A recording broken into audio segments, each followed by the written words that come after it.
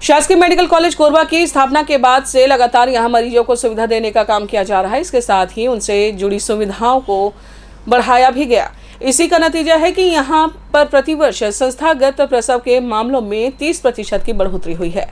भारत सरकार के द्वारा छत्तीसगढ़ के कोरबा जिले में शासकीय मेडिकल कॉलेज की स्थापना को वर्ष 2020 में मंजूरी दी गई और इसके साथ आगे का काम शुरू हुआ। मेडिकल कॉलेज में हर स्तर पर कार्यों को बेहतर किया गया और मरीज को लाभ देने की कोशिश की गई। स्त्री रोग विभाग के अध्यक्ष डॉक्टर आदित्य सिसोदिया बताते हैं कि महिलाओं से संबंधित सेवाओं को काफी अच्छा किया गया है। बड़ी संख्या में महिलाएं यहां से लाभान्वित हो रही हैं। बीते वर्षों के मुकाबले वर्ष 2023 में 3,500 प्रसव हमारे यहां हुए हैं। जब से हम देखेंगे डेटा उठा के कि जो 2020 में जो हमारे यहाँ प्रसव की संख्या 1800 थी, वह 2021 में जब मेडिकल कॉलेज बना उसके बाद में यह बढ़कर 2000 के आसपास चली गई। 2022 में यह 2700 के आसपास थी और वर्तमान में यह 3500 के आसपास लगभग आ चुकी है। तो लगभग हम देख रहे हैं प्रति वर्ष हम लोग 30% का पेशेंट लोड हमारे पास में बढ़ रहा है।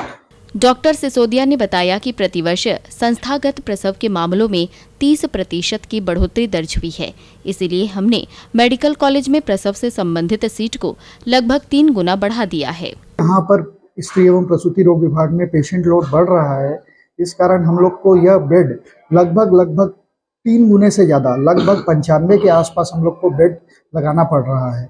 और बात केवल यहाँ पर प्रसव की ही नहीं है, प्रसव के साथ साथ में बच्चादानी ऑपरेशन या नसबंदी ऑपरेशन उसकी भी संख्या पर्याप्त रूप से बढ़ी है।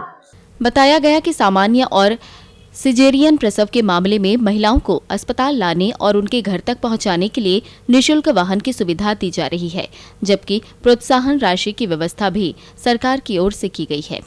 गर्भवती महिलाओं के लिए यह तो राष्ट्रीय जो मातृत्व सुरक्षा कार्यक्रम है उसके अनुसार महिला को उसके घर से लेके यहाँ पे आने तक और इवन जो भी डिलीवरी हो रही है, चाहे वह नॉर्मल तरीके से हो रही है चाहे वह सिजेरियन हो रही है, वह पूर्ण रूप से फ्री है तथा उनके जाने के बाद भी जाने के लिए भी छोड़ने की व्यवस्था की गई है जो पूर्ण रूप से निःशुल्क है और उनकी भोजन के लिए भी व्यवस्था है तथा जो ग्रामीण क्षेत्र की महिलाएं हैं उसमें उनको संस्थागत प्रसव के लिए प्रोत्साहन राशि भी सरकार के द्वारा प्रदान की जा रही है।